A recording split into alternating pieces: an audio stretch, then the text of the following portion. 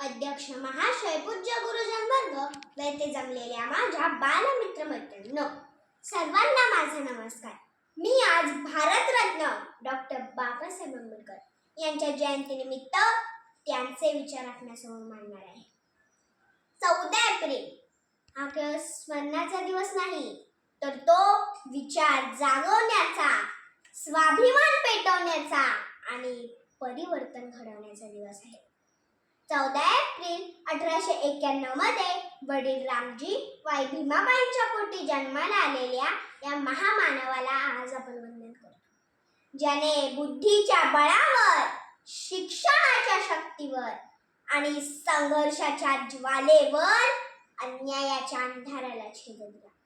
अत्यंत कठीण परिस्थितीतही समाजातील भेदभाव सहन करत डॉक्टर बाबासाहेब आंबेडकरांनी शिक्षणाचा मार्ग निवडला आणि तोही जगातील सर्वोच्च विद्यापीठापर्यंत. त्यांनी मुंबईतील एल्फिन्स्टन कॉलेजमध्ये पदवीपर्यंतचे शिक्षण पूर्ण केले.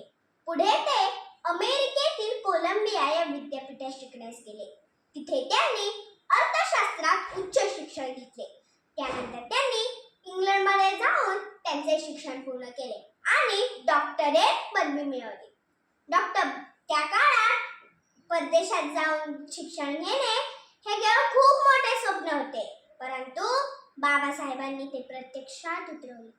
डॉक्टर बाबासाहेब आंबेडकरांनी आपल्याला एकच मंत्र दिला: शिका, संघटित व्हा आणि संघर्ष करा. हा मंत्र जितका जिवंत आहे तितकाच महत्त्वाचा सुद्धा आहे.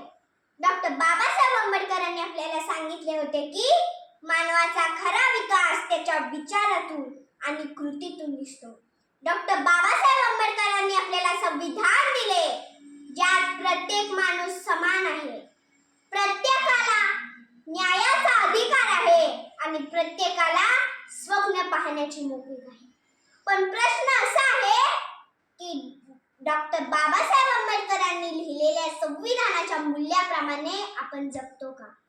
मित्रांनो, डॉक्टर बाबासाहेब आंबेडकरांना खऱ्या अर्थाने अभिवादन करायचे असेल तर केवळ फुले अर्पण करून चालणार नाही, तर अज्ञानावर ज्ञानाने, भीतीवर धैर्याने आणि अन्यायावर न्यायाने विजय मिळवला पाहिजे. अशा या महान नेत्याचा मृत्यू 6 डिसेंबर 1956 रोजी झाला. शेवटी एवढेच म्हणे, डॉक्टर बाबासाहेब आंबेडकरांकडे पैसा नव्हता पण जिद्द होती, त्यांच्याकडे सुविधा नव्हत्या पण ध्येय होतं. अशा या महामानवाला माझे कोटी कोटी प्रणाम, माझे कोटी कोटी प्रणाम. एवढे बोलून मी माझे भाषण संपवते. जय हिंद, जय महाराष्ट्र, जय भीम. धन्यवाद.